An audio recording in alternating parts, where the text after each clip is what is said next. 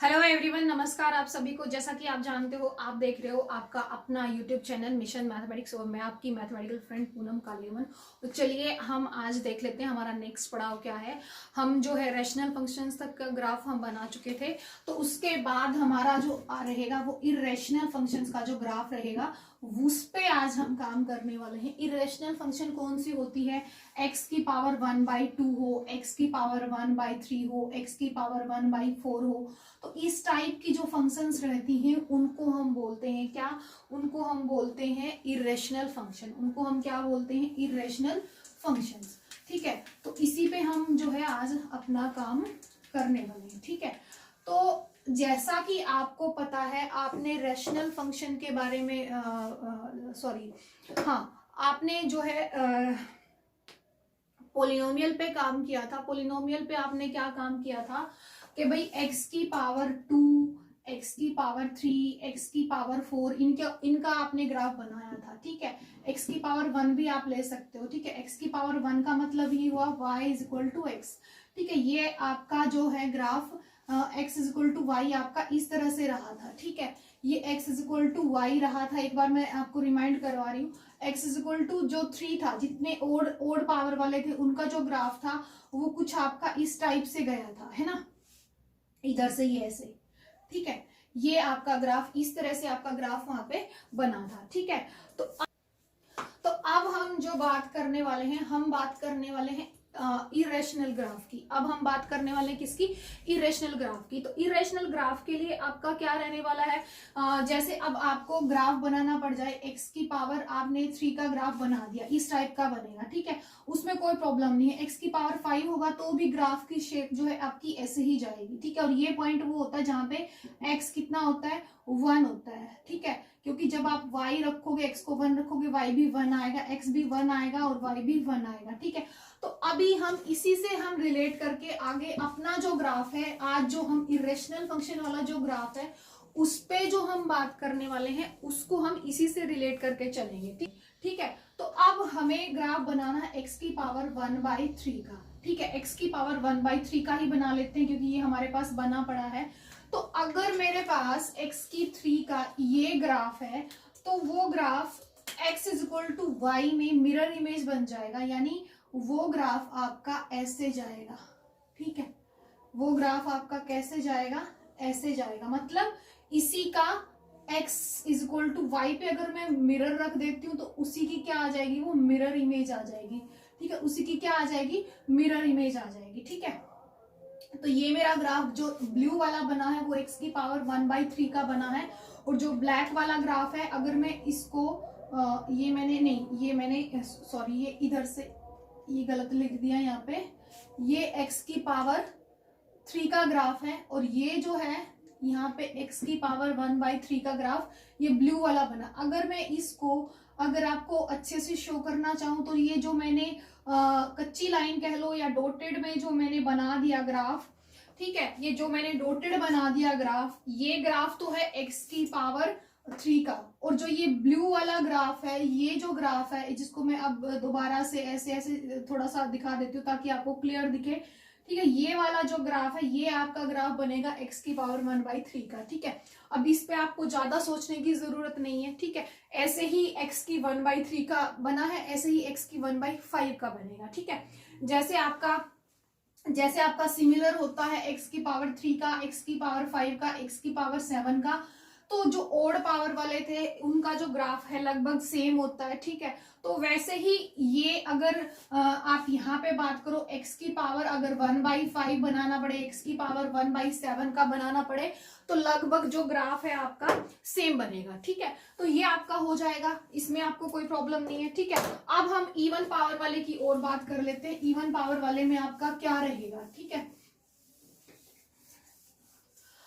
जैसे अब आपके पास वही फिर से है कि आपके पास x एक्सिस है, y एक्सिस है, मतलब ये x एक्सिस है, ये y एक्सिस है। ठीक है, और इसमें आपको ग्राफ आपको बनाना है x रेज टू पावर 2 का, x रेज टू पावर 1/4 का, इवन पावर वाले का बनाना है।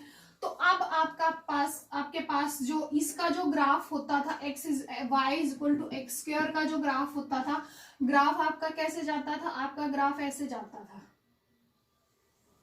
ऐसे आपका ग्राफ जाता था। ये आपने सोच लिया, ये आपने देख लिया। अब आपको बनाना है y is equal to X की पावर 1/2, और x की पावर 1/2 का मतलब ये होता है, ठीक है। अब यहाँ पे अगर आप रियल लाइन में काम कर रहे हो, आप इमेजिनरी एक्सिस पे काम नहीं कर रहे हो, आप जो है रियल लाइन पे काम कर रहे हो, तो अब अगर आप यहाँ पे नेगेटिव वैल्यू रख देते हो तो y जो है वो आयोटा में आएगा, ठीक है। y किस में आ जाएगा, आयोटा में आ जाएगा, ठीक है। तो इसका मतलब यहाँ पे ये फंक्शन डिफाइन ही तब होगी जब अंदर जो होगा, अंदर क्या होगा आपका, पॉजिटिव होना चाहिए। पॉजिटिव कहूं या मैं नॉन नेगेटिव कहूं, पॉजिटिव की बजाय मुझे क्या बोलना चाहिए, इसको नॉन नेगेटिव बोलना चाहिए। यानी x जब मेरा 0 से इन्फिनिटी के बीच में होगा तभी मेरी जो फंक्शन है वो डिफाइन होगी, ठीक है। तो थोड़ा सा आपको यहाँ पे दिमाग लगाना पड़ेगा, ठीक है। जब आप एक्स स्क्वायर का ग्राफ बना रहे हो तो आप नेगेटिव पार्ट भी रख रहे हो, आप यहाँ वाली वैल्यू भी आप रख रहे हो, x इज इक्वल टू 1 -1 लगा लो, ठीक है, -2 -3 ये वैल्यू आप रख सकते हो, ठीक है।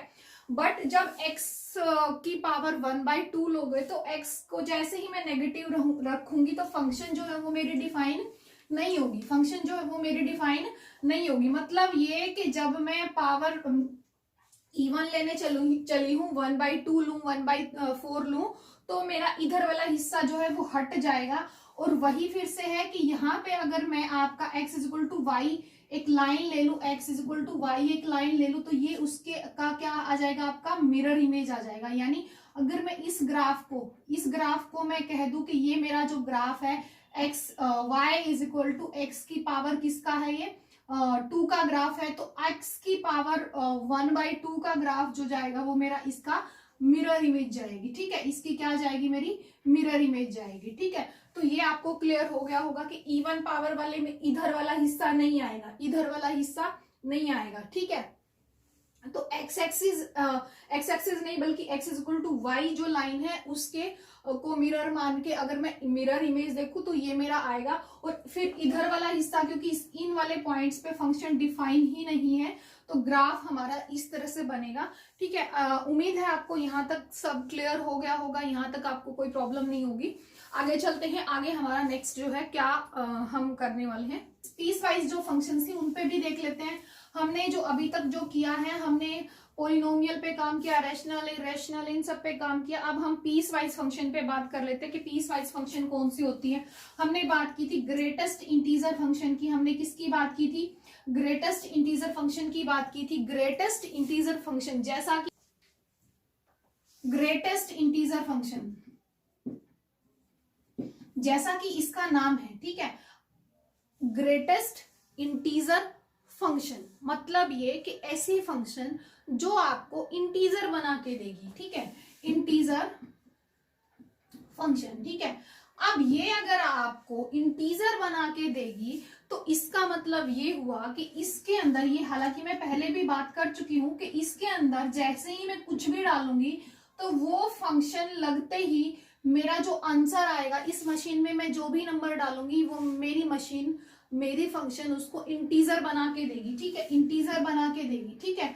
तो अब इसने बोला ग्रेटेस्ट इंटीजर फंक्शन, ठीक है, मतलब ये कि फंक्शन के इसका जो याद करने का तरीका है, माइंड में रखने का तरीका ये है कि इसका नाम है ग्रेटेस्ट।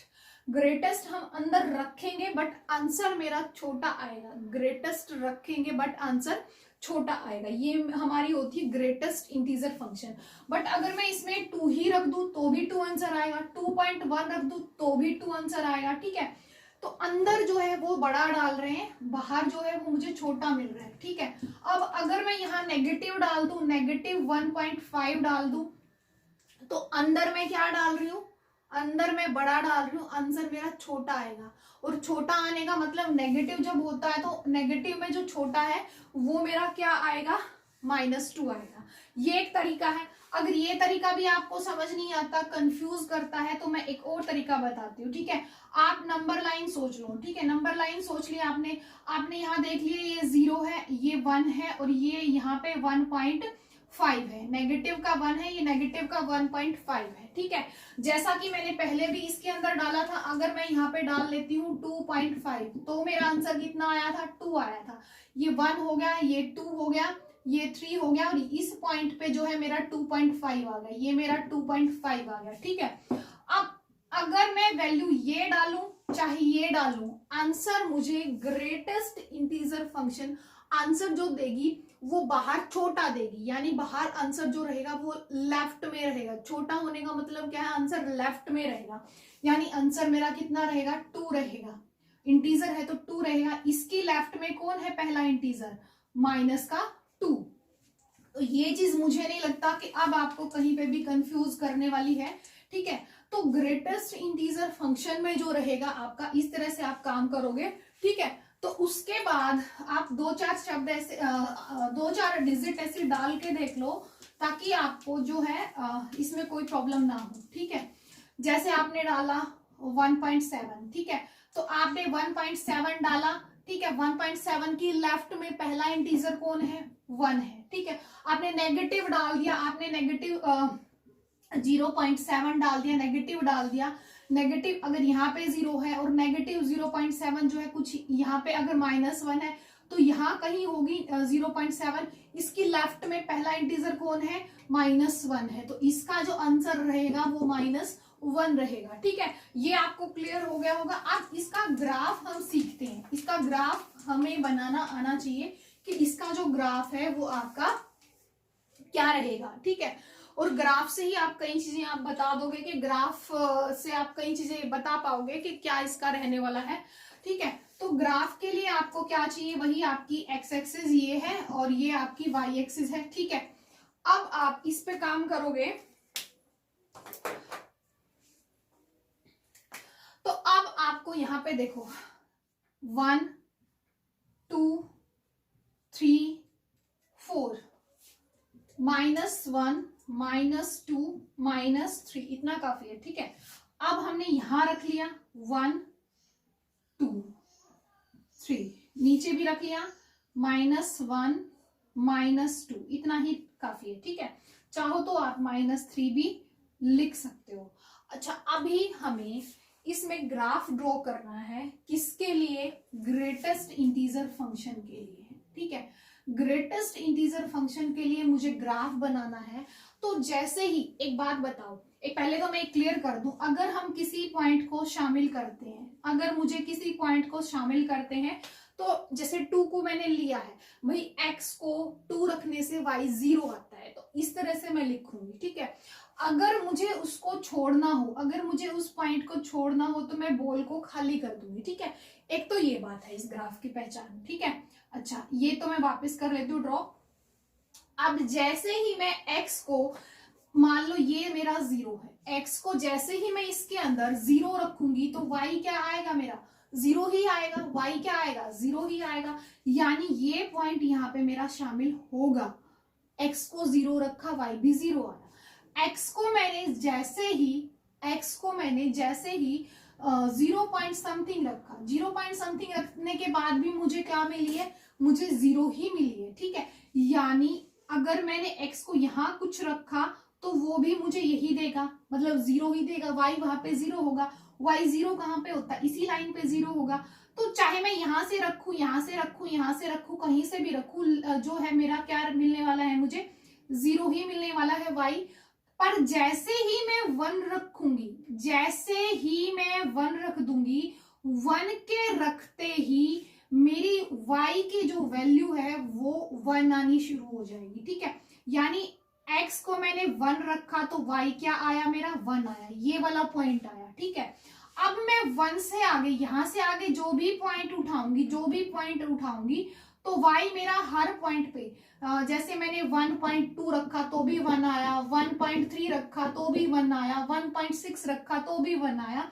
तो जैसे ही मैं इस इंटरवल से x को उठाऊंगी, y तो मेरा 1 ही रहेगा ना, हर बार मेरा y 1 ही रहेगा, है ना। पर जैसे ही मैं 2 को लूंगी तो x को 2 रखते ही क्या y 2 आएगा, y क्या आएगा, 2 आएगा, ठीक है। y जो है अब तक 1 आ रहा था, यहां तक अब तक क्या आ रहा था, आपका 1 आ रहा था, ठीक है। जैसे ही आप इसके बीच से एलिमेंट रख रहे थे तो आपका y 1 आ रहा था, ठीक है। अब अगर मैं यहाँ पे चाहे आप 1.99999999 लिख लो तो भी आपका 1 आएगा। इसका मतलब आप जैसे ही 2 के बहुत पास से कोई पॉइंट उठाते हो, बहुत पास से भी उठाते हो तो भी y आपका 1 आ रहा है। तो यानी यहाँ पे जो y के को जैसे ही आप 2 रखोगे तो जो आपका ग्राफ है y जो है वो 2 देना शुरू कर देगा। ठीक है, क्या देना शुरू कर देगा, जैसे ही आपने 2 रखा y भी क्या आ गया, 2 आ गया। ठीक है, ये आपका ग्राफ बन गया। यानी यहां तक आपने, यहाँ 1 नहीं बना, मतलब y ने जैसे ही x ने जैसे ही 2 को पकड़ा, y ने 1 को छोड़ दिया। x ने जैसे ही 2 को अप्रोच किया, 2 को पकड़ा, y ने वैसे ही 1 को छोड़ दिया। y ने किसको पकड़ लिया, जैसे ही x ने 2 को रखा तो y ने 2 को पकड़ लिया। ठीक है, अब मैं यहां से उठाऊंगी तो y 2 पे ही रहेगा, y 2 पे ही रहेगा, बट जैसे ही मैं 3 को अप्रोच करूंगी, x 3 को अप्रोच करेगा तो y मेरा फिर 3 पे चला जाएगा। ठीक है, y मेरा कहाँ चला जाएगा, 3 पे चला जाएगा। तो ये इस तरह से ग्राफ बनेगा। और इधर से अगर मैं उठाऊंगी, जैसे मैं यहां से उठाती हूँ, ठीक है, यहां से उठाने से y जो है मेरा -1 ही आएगा। y मेरा क्या आएगा, यहाँ से -1 आएगा। यानी ये पॉइंट शामिल नहीं होगा, ये मुझे खाली छोड़ना पड़ेगा। ठीक है, 0 पे देखो, जैसे ही मैं x को 0 रखूंगी तो y 0 ही देगा। ठीक है, x को 0 रखने से y 0 ही देगा, बट जैसे ही मैं यहां से उठाऊंगी ना, यहाँ बहुत पास से उठाना शुरू करूंगी तो पहला इंटीजर लेफ्ट में कौन है, -1 है, तो -1 वो देना शुरू कर देगा। ठीक है, तो जो मेरा ये वाली बॉल है ये खाली रहेगी। अगर मैं यहाँ पे बॉल भरना चाहूँ तो नहीं, मैं नहीं भर सकती, मैं उसको खाली छोड़ूंगी। ठीक है, और मेरा ग्राफ जो है वो ऐसे बनेगा, और -1 रखते ही वो -1 ही देगा। ठीक है, तो वो जो ग्राफ है मेरा ऐसे बनेगा। ठीक है, अब जैसे ही मैं यहां से उठाना शुरू करूंगी तो y जो है वो मेरा -2 देगा। ठीक है, तो y जो है वो मेरा -2 देना शुरू करेगा। यहां से जैसे ही मैं उठाऊंगी तो जो ग्राफ है वो मेरा ऐसे जाएगा। ठीक है, ग्राफ कैसे जाएगा, ये गलत कर दिया, इधर से बॉल जो है वो खाली रहेगी, और इधर से जो बॉल है इधर से भरी जाएगी। ठीक है, समझ गए आप। तो ये ऐसे रहेगा आपका, ये देखो, ये इधर से राइट से बॉल खाली है, लेफ्ट से भरी हुई है। ठीक है, क्योंकि लेफ्ट वाले इंटीजर को वो पकड़ती है, लेफ्ट साइड वाले इंटीजर को पकड़ती है। तो ये इसका ग्राफ है। अब क्या ये ग्राफ आपका 1-1 है, नहीं, ये 1-1 नहीं है, क्योंकि जैसे ही मैं इसके पैरेलल यहाँ लाइन ले लूंगी तो वो एक पॉइंट पे नहीं काटेगी, वो तो इनफाइनाइटली मैनी पॉइंट्स पे काट देगी। वो 1-1 नहीं है। क्या ये ऑन टू है, भाई ये ऑन टू भी नहीं है, क्योंकि अगर मैं यहाँ लाइन खींचती हूँ तो मेरी जो फंक्शन है वो कहीं पे भी ग्राफ जो है इस लाइन को कहीं पे भी काट नहीं रहा। अगर मुझे कोई लाइन ऐसी मिल जाए जो ग्राफ को टच ही ना करे तो फंक्शन ऑन टू नहीं होती। ठीक है, अगर वो एक लाइन भी मुझे ऐसी मिल जाए जो उसको टच ना करे तो वो ऑन टू नहीं होती। क्या ये कॉन्टिन्यूअस है, ये कॉन्टिन्यूअस भी नहीं है। ये जो ग्राफ है आपका कॉन्टिन्यूअस नहीं है, बट यहां से यहां तक ये कॉन्टिन्यूअस है। अगर वो पूरी रियल लाइन पे पूछे तो कॉन्टिन्यूअस नहीं है, बट अगर वो इंटरवल में पूछ ले, अगर वो आपसे किसके अंदर पूछ ले, जैसे वो कह दे 1 और 2 के बीच में क्या ग्राफ कॉन्टिन्यूअस है, अगर वो आपसे लिमिट कहे कि मैंने x को इसके अंदर से उठाया और अब बताओ क्या ग्राफ फंक्शन जो है वो कॉन्टिन्यूअस है, तो इसके अंदर कॉन्टिन्यूअस है। हर एक इंटरवल के अंदर आपका ग्राफ कॉन्टिन्यूअस है, बट वो ब्रेक हो जाता है इंटीजर पे जाके। वो कहाँ जाके ब्रेक हो जाता है, हर एक इंटीजर पे पहुंचते ही ग्राफ जो है आपका ब्रेक हो जाता है। तो ये आपको समझ आ गया होगा कि मैं आपको क्या समझाने की कोशिश कर रही थी। ये पीस वाइज हम इसको इसलिए बोलते हैं क्योंकि जो फंक्शन का ग्राफ है वो टुकड़ों में बनता है। वो किस में बनता है, टुकड़ों में बनता है। ये ग्रेटेस्ट इंटीजर फंक्शन का ग्राफ था,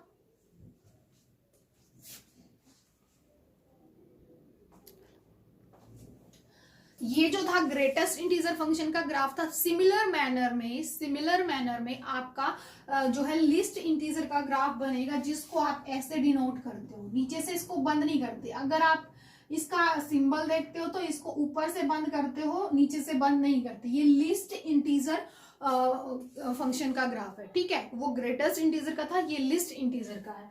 अब अगर मैं y की यहाँ पे बात करती हूँ तो जो y है मेरा, y के पास इसमें क्या रहने वाला है, y में मेरा इसमें रहने वाला है ये कि y जो है मेरा, जैसे ही मैं x को 1.5 रखते हो, तो जो अंदर रखते हैं ना वो लीस्ट, देखो ग्रेटेस्ट में अंदर वाले को सोचो, अंदर बड़ा होगा, बाहर आंसर छोटा मिलेगा ग्रेटेस्ट में।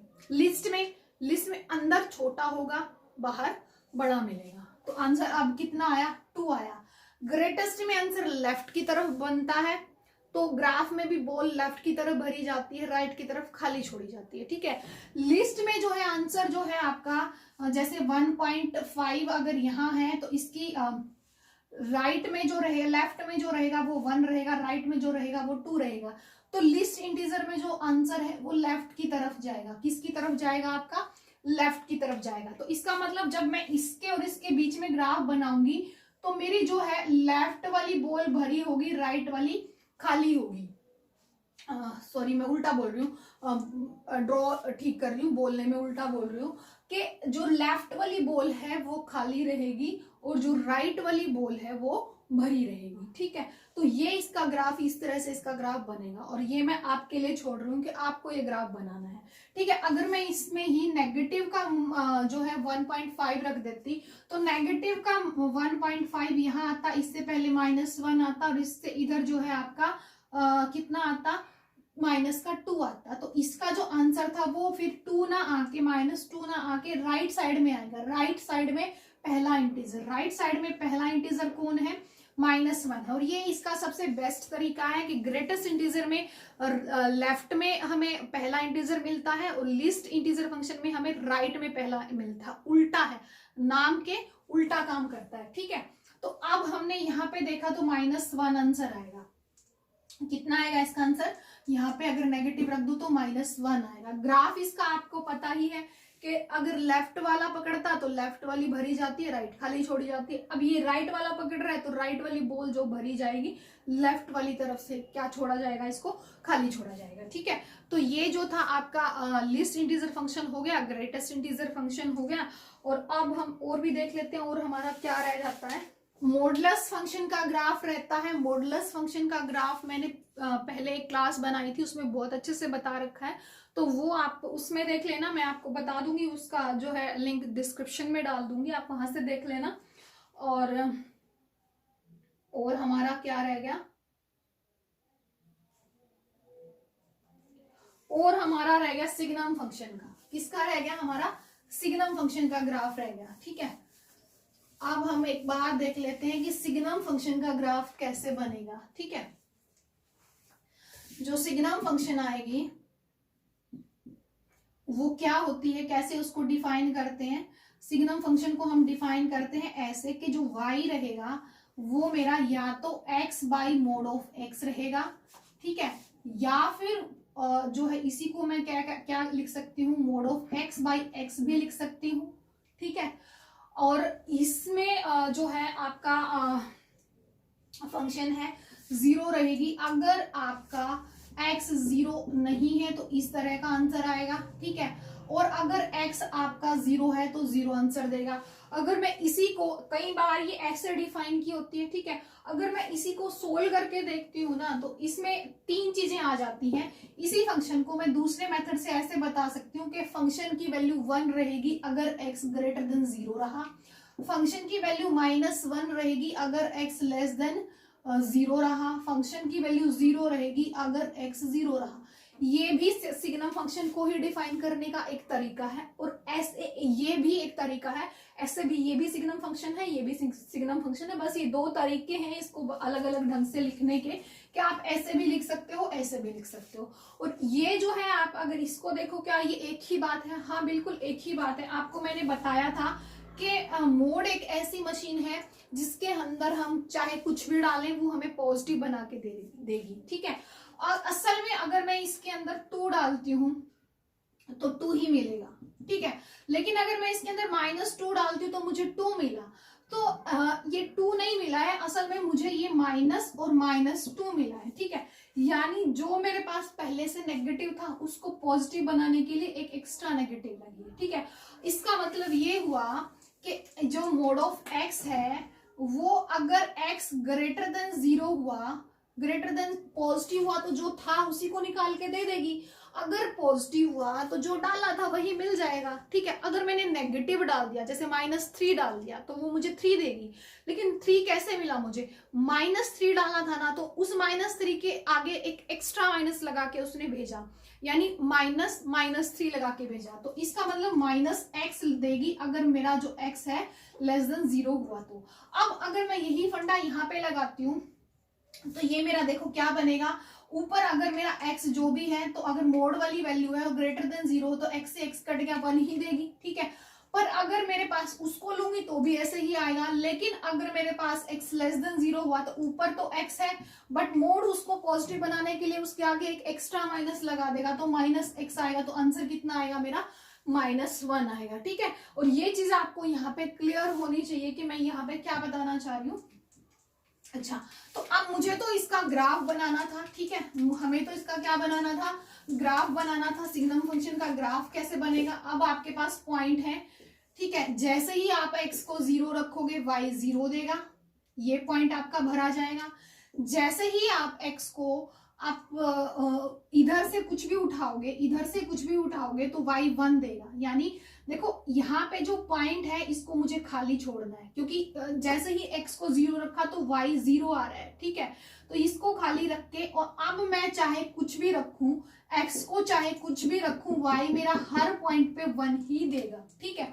और -1 देगा, जैसे ही मैं पॉइंट इधर से उठाऊंगी -1 देगा, तो जो ये वाली मेरी बॉल है, ये वाली जो बॉल है मेरी यहाँ से खाली रहेगी, और इधर ग्राफ जो है मेरा बढ़ता चला जाएगा। तो ये ग्राफ बनेगा सिग्नम फंक्शन का। और जैसा कि आप देख रहे हो, सिग्नम फंक्शन भी जो है ना 1 है ना on2 है, और ये कॉन्टिन्यूअस है, ठीक है। कहाँ कॉन्टिन्यूअस है, यहाँ छोड़ के, ठीक है, 0 को छोड़ के। जैसे ही आप 0 रखोगे ब्रेक हो जा रही है, 0 को देखो, अगर आप 0 को राइट से अप्रोच करते हो तो ऊपर की तरफ खिसक जाएगा, लेफ्ट से अप्रोच करते हो तो नीचे की तरफ खिसक जाएगा, मतलब यहाँ पे फंक्शन, इस पॉइंट पे फंक्शन ब्रेक हो रही है, ठीक है। तो कॉन्टिन्यूटी कहाँ जाके टूटी, 0 पे टूटी। तो ये जो सिग्नम फंक्शन होती है वो डिसकॉन्टिन्यूअस होती है एट 0, ठीक है।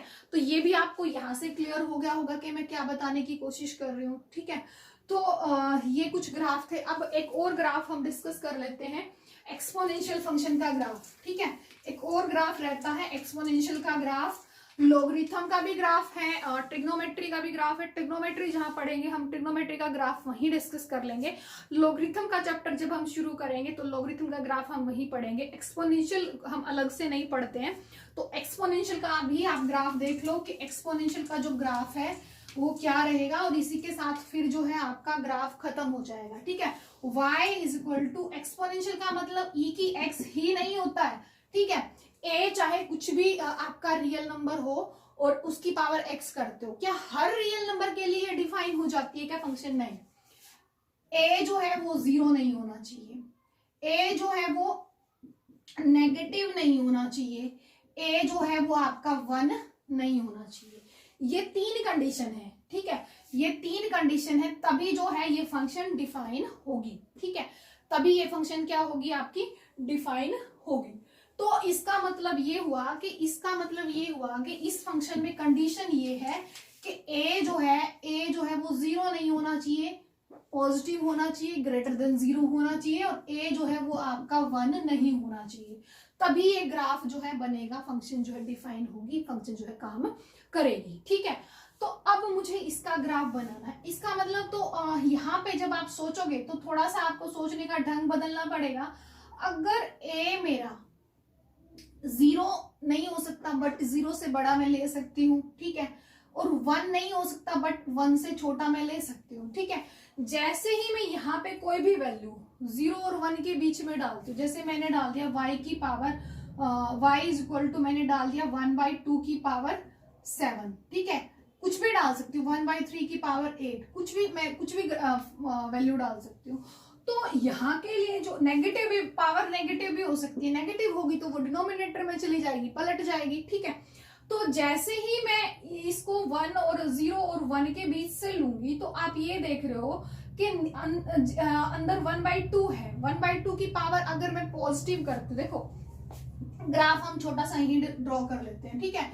जैसे ही आप a की वैल्यू 1 और 0 और 1 के बीच से उठाते हो तो माइनस पावर लेते हो। अगर आप x की वैल्यू, ऊपर x है ना, x को अगर आप नेगेटिव रखते हो, x को नेगेटिव रखने का मतलब यहां से रखना है, और x को नेगेटिव रखने का मतलब पलट के ये चीज ऊपर जाएगी, पलट के ये चीज कहां जाएगी, ऊपर जाएगी। तो इसका मतलब y की वैल्यू बड़ी आएगी, y की वैल्यू इधर से जैसे ही रखूंगी मैं y इंक्रीज होगा, ग्राफ जो है वो मेरा क्या होगा, इंक्रीज होगा, ठीक है। और जैसे ही मैं x को इधर से रखूंगी तो ग्राफ जो है मेरा क्या होगा, डिक्रीज होगा, ठीक है। तो इसका मतलब ये हुआ कि मेरा ग्राफ कैसे जाएगा, मेरा ग्राफ ऐसे जाएगा, समझ गए आप।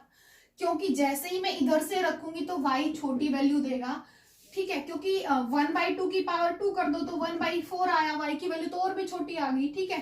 तो लेकिन जैसे ही मैं -2 रखूंगी तो वो आपका क्या आएगा, 1/2 की 2 आएगा, यानी 1/1/4 आएगा, पलट के 4 हो गया।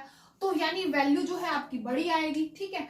तो वही चीज है कि ग्राफ आपका इस तरह से आएगा, और y इसमें कभी भी नेगेटिव नहीं आएगा, y इसमें कभी भी चाहे x नेगेटिव रखूं या पॉजिटिव रखूं, y का ग्राफ ऊपर की तरफ ही रहेगा, नेगेटिव साइड वो नीचे की तरफ वो नहीं आएगा। तो ये फंक्शन जो होती है ये आपकी 1-1 फंक्शन है, ग्राफ से ही पता चल रहा है 1-1 फंक्शन है, ऑन टू नहीं है क्योंकि इधर वाले नहीं हुए, इधर से अगर मैं एक लाइन खींच दूं तो वो ग्राफ को टच नहीं करेगी, तो ऑन टू नहीं है, 1-1 फंक्शन है, और कॉन्टिन्यूअस भी, कॉन्टिन्यूटी भी इस ग्राफ में कहीं नहीं टूटती, ठीक है। तो ये आपको समझ आ गया। अब अगर मेरे पास a 1 से बड़ा हुआ, a जो है वो 1 से बड़ा हुआ, जैसे एक्सपोनेंशियल आप लेते हो, चलो मैं इसको ऐसे ही बना देती हूँ, 1 से बड़ा हुआ तो ग्राफ जो है जैसे जैसे नेगेटिव रखोगे तो वैल्यू छोटी आएंगी, जैसे जैसे पॉजिटिव रखोगे तो वैल्यू बड़ी आएगी, ग्राफ आपका ऐसे जाएगा, ठीक है। और इसीलिए e की पावर x का ग्राफ भी ऐसे ही जाता है, क्योंकि e की वैल्यू 2.7 होती है, तो इसका मतलब 2.7 की पावर x आप रख रहे हो, अप्रोक्सीमेटली मैंने ली है, ठीक है। तो e की पावर x की का ग्राफ बनाओगे तो a यहाँ पे क्या हो गया, ग्रेटर देन 1 हो गया, तो ग्राफ आपका ऐसे जाएगा। ये भी आपका जो है 1-1 है, ऑन टू नहीं है, ठीक है, और कॉन्टिन्यूअस भी है।